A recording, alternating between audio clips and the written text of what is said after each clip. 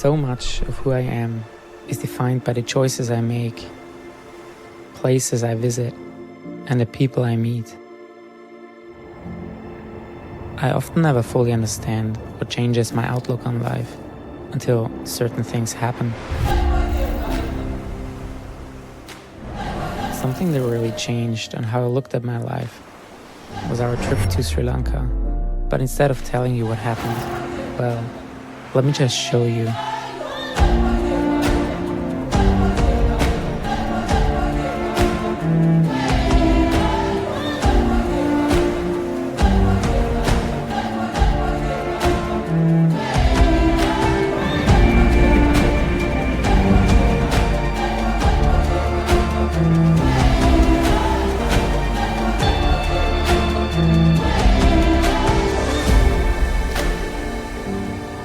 Some things are bound to happen, bound to change you, and bound to be repeated.